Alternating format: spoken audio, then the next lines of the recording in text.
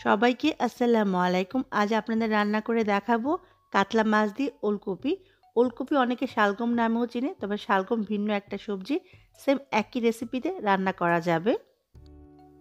যারা ওলকপি পছন্দ করেন না তারাও বাসায় এই রেসিপি একবার ফলো করে রান্না করবেন, ইনশাল্লাহ আপনাদের পছন্দের তালিকায় চলে আসবে। আজকে রান্না করার জন্য এখানে আমি 3টে ওলকপি নিয়েছি। ওলকপি আর শালগম ভিন্ন সবজি হলো, এর স্বাদ কিন্তু অনেকটা একরকমই, রান্নার প্রসেস সেম থাকবে। ওলকপিটার খোসাটা ফেলে খুব ভালো করে ধুয়ে আমি এরকম পাতলা পাতলা করে কেটে নিয়েছি, দেখুন ঠিক এরকম করে। আজকের ওলকপি আমি মাছ দিয়ে রান্না করব, সেই জন্য এখানে নিয়ে নিয়েছি 6 টুকরা কাতলা মাছ। আপনি যে কোনো বড় মাছ দিয়ে সেম একইভাবে ওলকপি রান্না করতে পারবেন। মাছটাকে প্রথমে ভেজে নেব, সেই জন্য দিয়ে দিলাম সামান্য একটু লবণ। এবার দিয়ে দিব হলুদ। মাছ ভাজার সময় হলুদের পরিমাণ কখনোই বেশি ব্যবহার করবেন না। হলুদের পরিমাণ বেশি হলে কিন্তু মাছটা ভাজার পর কালারটা ভালো আসবে না, কালচে হয়ে যাবে। আমি এখানে 1/4 চামচের মতো হলুদের গুঁড়া দিয়ে দিলাম। খুব ভালো করে মাছের সাথে হলুদ আর লবণটা আমি মেখে নিয়েছি। এবার চুলায় একটি হাঁড়িতে পানি বসিয়ে দিলাম, কারণ শালগমটা রান্নার আগে একটু ভাপ দিয়ে নিব। ওলকপিগুলোকে আমি 6 থেকে 7 মিনিটের মতো সেদ্ধ করে নেব।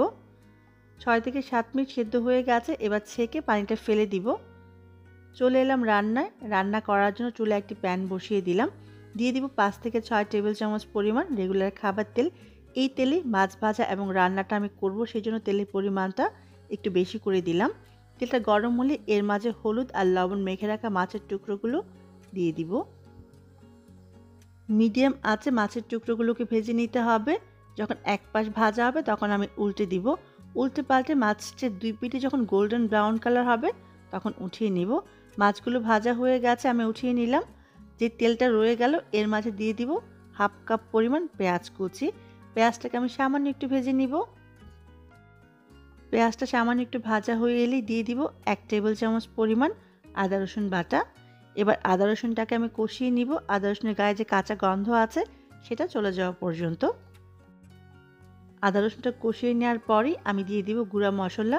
প্রথমে দিয়ে দিলাম 1 চা চামচ পরিমাণ হলুদের গুঁড়া, দিয়ে দিব 1/2 চা চামচ পরিমাণ লাল মরিচের গুঁড়া। তবে মরিচের পরিমাণটা আপনি আপনার স্বাদ অনুযায়ী কম বেশি করে নিতে পারেন। হলুদ আর মরিচটাকে তেলের মাঝে আমি কয়েক সেকেন্ডের জন্য একটু নেড়ে কষিয়ে নিব। এতে দেখা যাবে তরকারি কালারটা অনেক সুন্দর আসে। অনেক বেশি সময় কষানো যাবে না, এতে কিন্তু পুড়ে যাবে। দিয়ে দিব সামান্য একটু পানি। এই পানিটা দেওয়ার জন্য গুঁড়া মশলা পুড়ে যাবে না বা ঝাঁঝালো গন্ধ বের হবে না। পানিটা দিয়ে নেড়ে মিশিয়ে আমি দিয়ে দিব 1 চা চামচ পরিমাণ ধনে গুঁড়া। এবার দিয়ে দিব 1 চা চামচ পরিমাণ জিরার গুঁড়া। দিয়ে দিব স্বাদ অনুযায়ী লবণ। এবার সবগুলো উপকরণ একসাথে খুব ভালো করে কষিয়ে নিব। যে পানিটুকু আছে পানিটুকু শুকিয়ে তেলটা উপরে ভেসে আসার আগ পর্যন্ত খুব ভালো করে কষিয়ে নিয়েছি। এবার এর মাঝে যে শালগমগুলো আমি ভাপ দিয়ে রেখেছিলাম সেই শালগমগুলো দিয়ে দিব।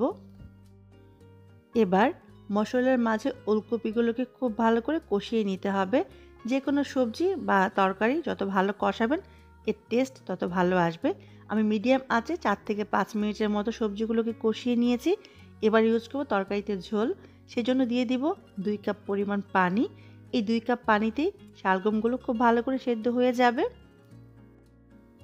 এবার চুলার আঁচটা মাঝারি করে আমি ঢেকে দিব 10 মিনিটের জন্য। ফিরে এলাম 10 মিনিট পরে। শালগমগুলো প্রথমে ভাপ দিয়ে নেওয়ার জন্য সেদ্ধ হতে খুব বেশি সময় লাগবে না। এবার এর মাঝে আমি যেই মাছগুলো ভেজে রেখেছিলাম সেই ভাজি করা মাছের টুকরোগুলো দিয়ে দিব।